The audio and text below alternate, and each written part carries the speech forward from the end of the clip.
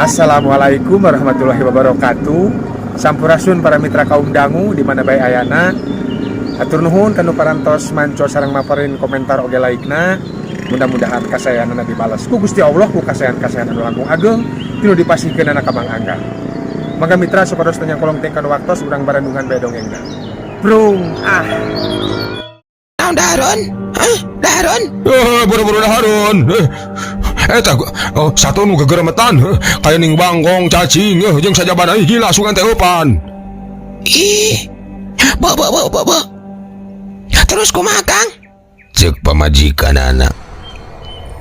Atuh geus kitu mah dicaritakeun ku salakina. Rasweh pamajikan anak inget. Yen sato nu karar itu masuk dipake para ku kelong wewe cenah. Keur budak anu diculikna. Buah Kang. Oh, bobo kumaha?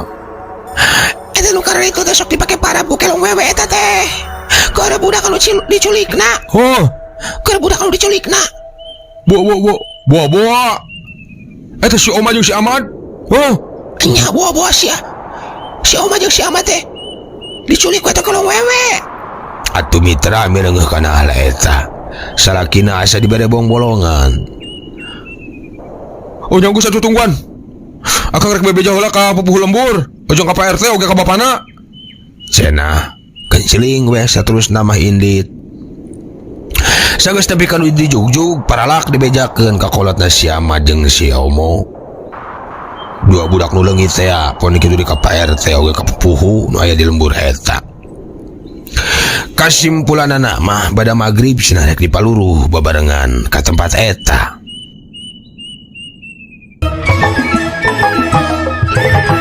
Tah dugi kadinya nya mitra. Tungtung dongeng dina episode anu kamari. Kumaha atuh salajengna mitra? Mangga mitra wilujeng ngadangukeun.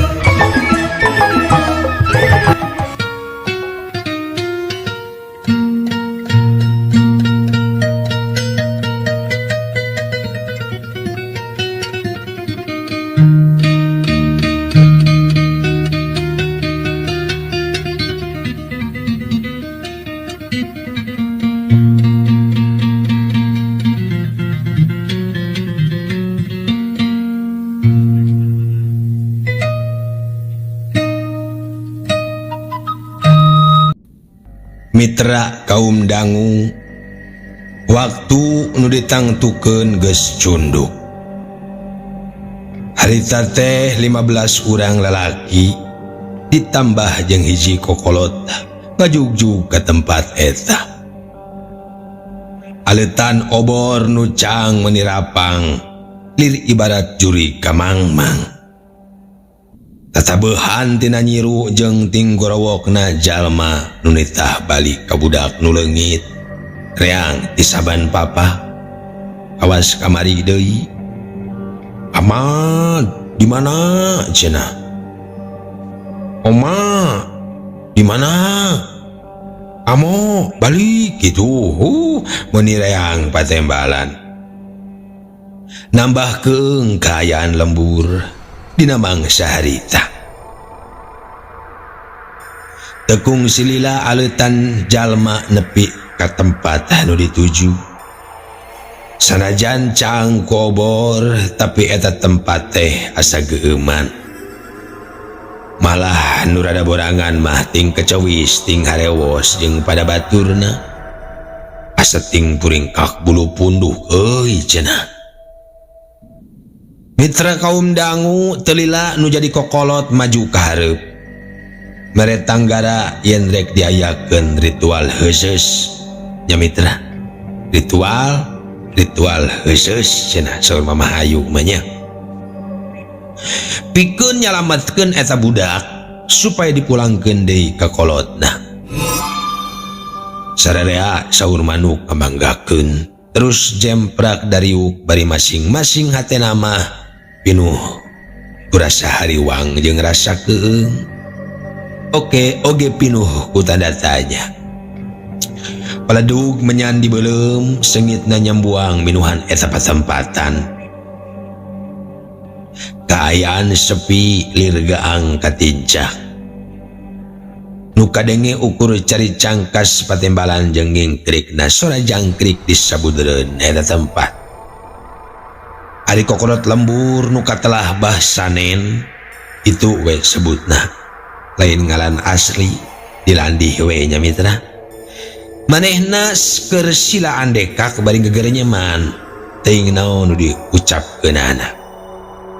Nah atuh anu cungungung teh aya sada anjing mitra. Kadenge sada anjing pating cungungung ti jauhna. Anjing kampung ge ujug-ujug ting torojol ka eta patempatan. Telila dumadakan aya hawa panas dibarengan jeung bau hangru. Sakur nu aya di dinya caruringhak bari sirih reret. Ngarasa leuwas pacampur jeung keung deui. Terilah mitra na atuh anangong teh kadenge soratan katinggalan sora awewe tapi matak maruringkak bulu pundu.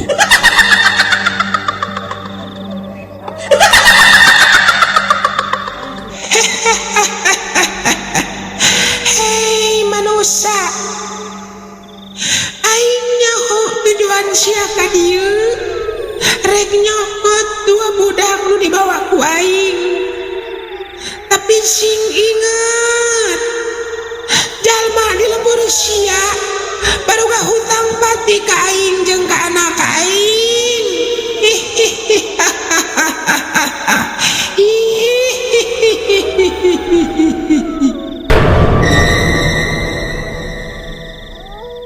Ceuk eta sora awewe siga pinuh ku rasa amarah.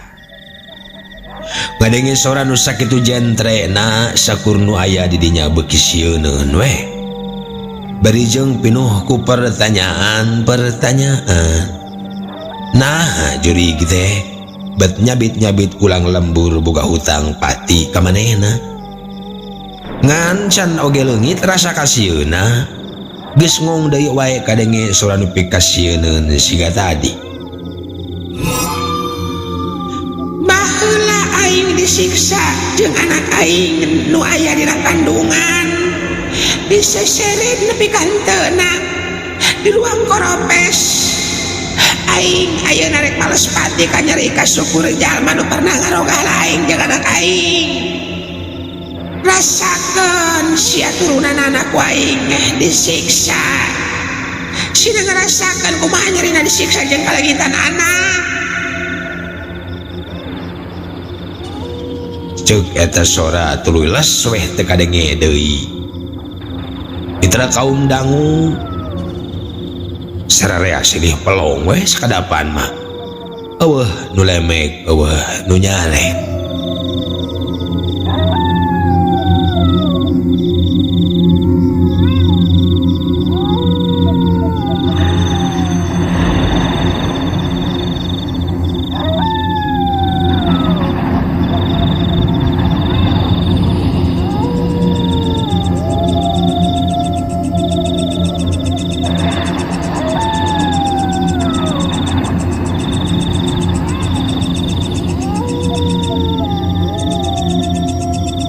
Mitra kaum dangu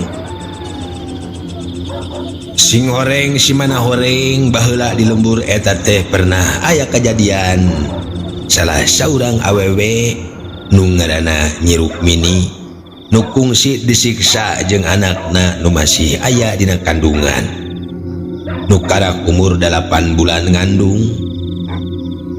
Ari niat nama kadang warga baheula teh rek nandasa nu jadi salakina nu katelah tukang teluh tapi kutu kabeneranana teh keur suwung di imahna.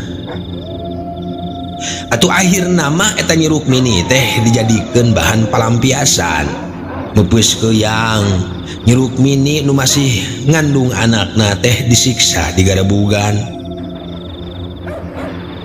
tug nepi ka maotna. Ku jalma-jalma di eta lembur. Padahal eta kajadian teh geus dilapisan, malah hampir kapopohokeun. Da harita nu nyari kesana oge geus areueuh di kieuna. Matak loba nu teu apaleun kana eta kajadian oge. Maranehna teu apaleun yen sabenerna mah si Oma jeung si Amad teh salah saurang katurunan anu baheula buyutna kungsi nyiksa Nyi Rukmini teh ya. Ngan kalan-kalan pernah kapanggih eta Nyi Rukmini teh ngajirim hiji awewe nu papakeanana zaman baheula. Balanja cau saturuy kalayan dibayarna make duit baheula di pasar Lembang cenah aya nu nempoan. Dina hal eta akhirna jirim Nyi Rukmini dituturkeun ku mantri pasar, tapi palebah kabon Haji Umar jirimna ngaleungit. Barang mantri pasar tumpat tempo ka palebah tangkal kadu nyampak dihandapkeun geus pabalatak cangkang cau. Itana kaum dangu kitu caritana teh. Ayeuna urang kocapkeun deui dina mangsa kiwari. Gancangna carita. Sanggeus eta sora Nyi Rukmini nu geus jadi kelong wewe teh teu kadenge deui sorana. Sadaya anu aya di dinya dititah baralik deui bahasanen. Ayo ayeuna mah urang baralik bae, ceuk bahasanen. Gon isukan teh ditarekahan deui.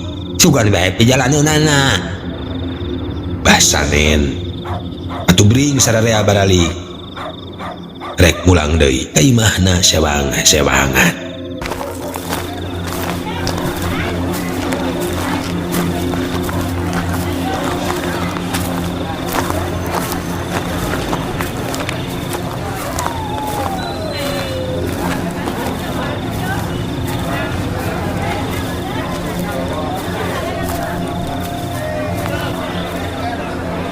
Mitra kaum dangu menuju ngadangukeun mangga ngadongeng urang teraskeun.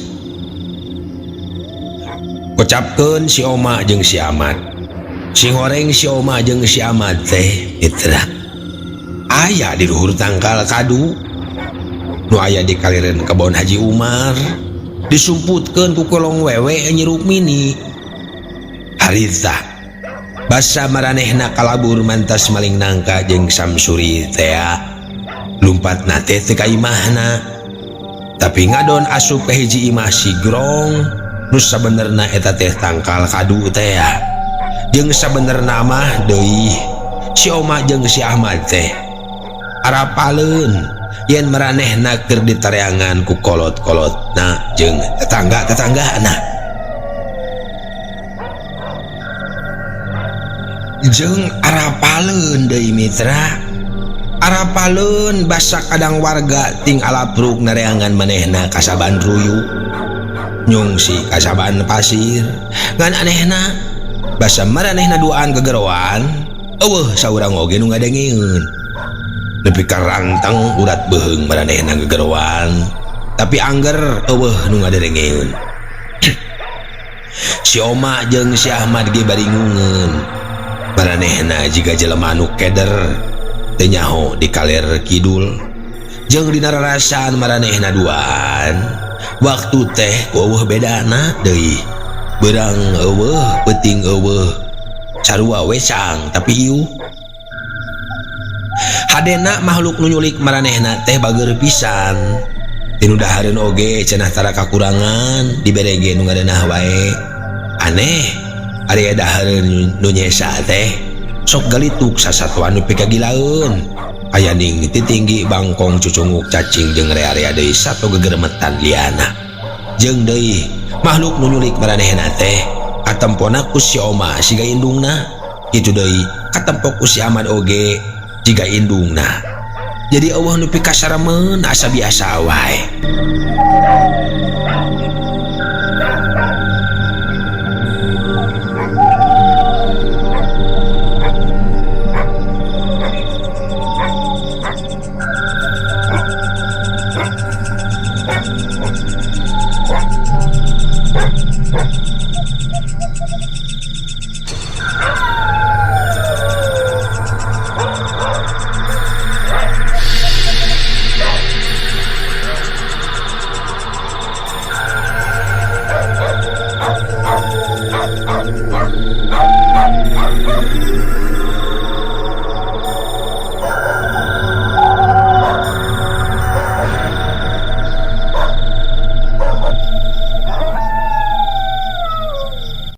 Mitra kaum dangu kocapkeun isukna.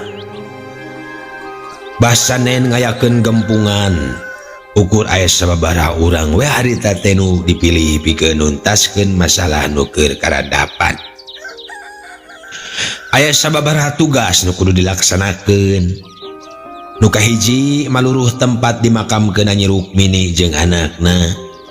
Sabab tug nepi ka harita siga dirahasiakeun di mana sabenerna Nyi Rukmini jeung anakna dimakamkeunana. Hadena teh ukur 2 poe geus kapanggih raratanana. Sing goreng Nyi Rukmini jeung anakna dikubur di handapkeun tangkal kadu teh ya. Paingan atuh kabon Haji Umar kasohor angker. Damereun baheula dipake tempat nyiksa jeung dikuburna Nyi Rukmini jeung anakna teh nya. Ceuk bapana si Ahmad bangun helok. Sanggeus dipastikeun lebah-lebahna arak digarali silih gentian. Tah sok di dieu gali ceuk Basanen. Teu jero ningan. Karek ge ngagali sameter leuwih siga aya tulang anu kapacul. Persis tulang suku. Nu saterusna mah nu ngagali teh jadi leuwih hati-hati. Teu make pacul deui ngagalieuna ayeuna mah. Tapi cukup dikorehan bae ku bedog. Rada lila oge ngumpulkeun tulang nu geus hampir halancur teh. Siga nama harita Nyi Rukmini jeung anakna di ruang koropes dijieun saliang bari jeung teh dipulasara sakumaha mistina. Hiji-hiji tulang nu pabalatak dikumpulkeun meuni imet teu aya nu tinggaleun. Terus diwadahan kana lawon bodas. Sanggeus beres dulu dibungkus ilahanna siga mungkus mayit. Tah ayeuna mah hayu geus kieu mah urang sampurnakeun bae ceuk Basanen. Ngalah arwahna teh aya kabeuberat. Tenang di alam kuburna. Ayo nam.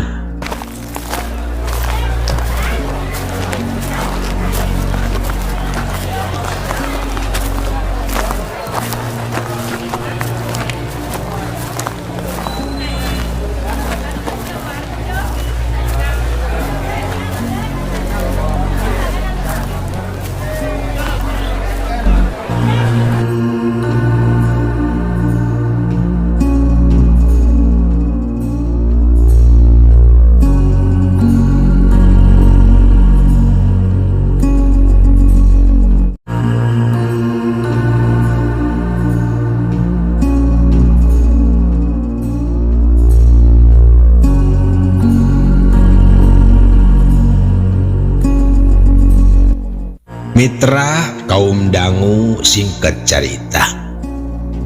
Sanggeus beres sagalana bring sadarea baralik bari galecok dina hatena masing-masing.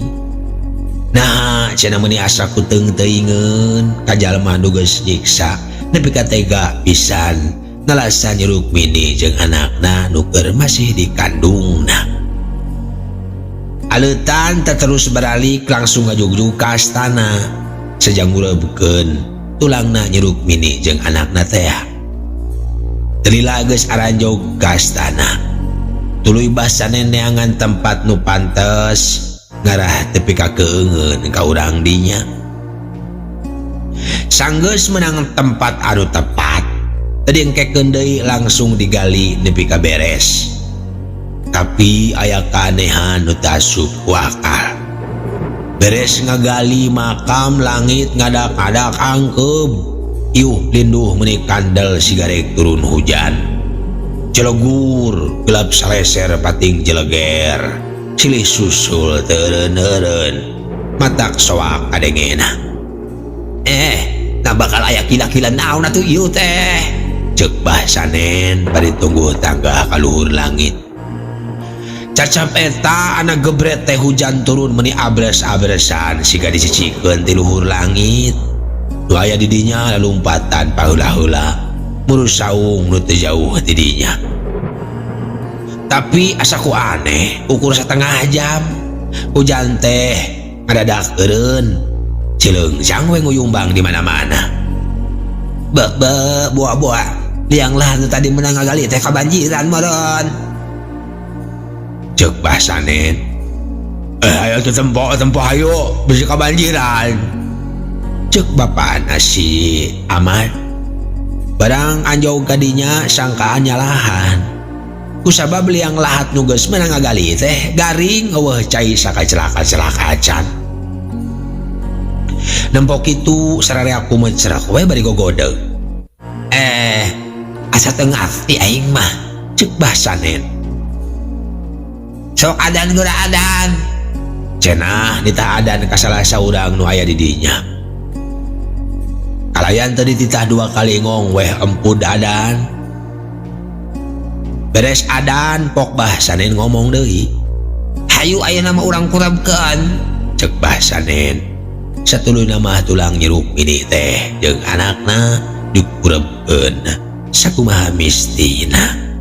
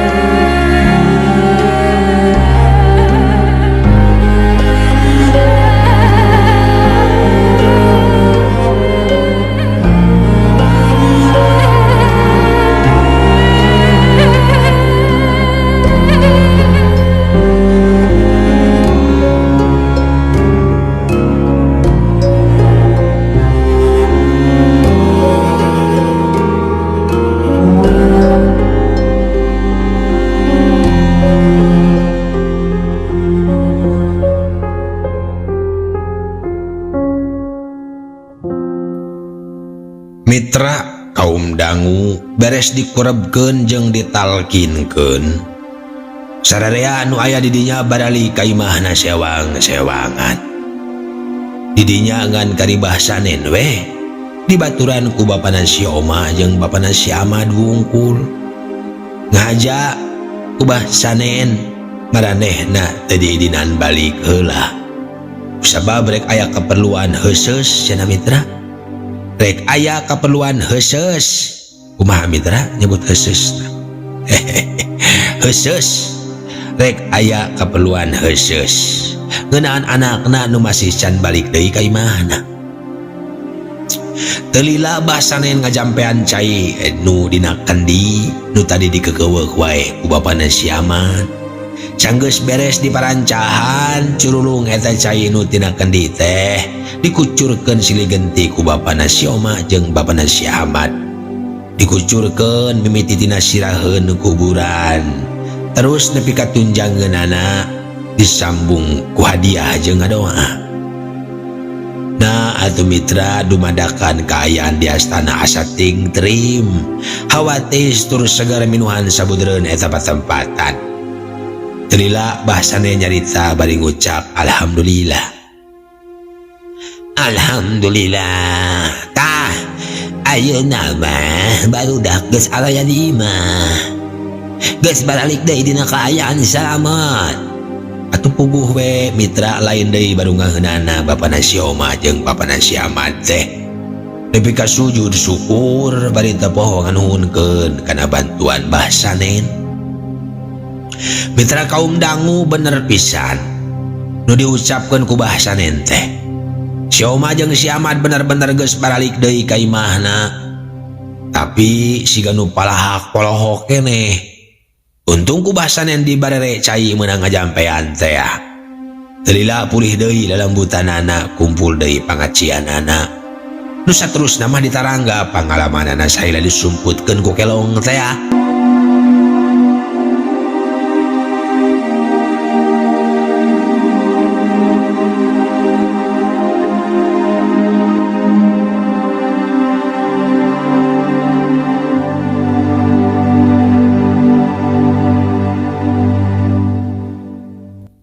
Mitra kaum dangu tisaprak kejadian harita Samsuri jeung si Oma oge si Ahmad tara wani pulang paling deui ka papelakan batur. Kapok weh pokona mah cenah. Moal sakali-kali deui.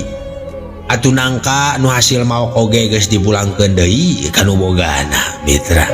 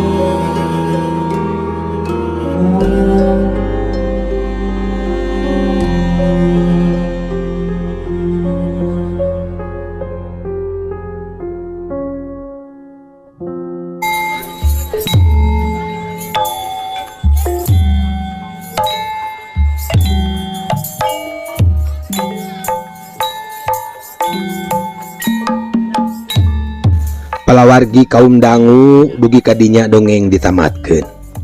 Mang Anggang ngucapkeun hatur nuhun kanu pangrojongna khususna ka subscriber dongeng Sunda Mang Anggang oge ka sadayana anu tos setia manco. Mudah-mudahan sadayana sadarehat nya mitranya. Hatur nuhun komentar like oge tos manco dongengna mugia kasayana dibalas ku Gusti Allah ku kasayan-kasayan anu langkung ageng tinu dipasikeun ka Mang Anggang. Nu moyok disambat, nu muji dihormat, anu ngijik dilelewe, anu haan disobat. Masya Allah. Sunda Komaraan, parengku seniman, berhargu sarjana,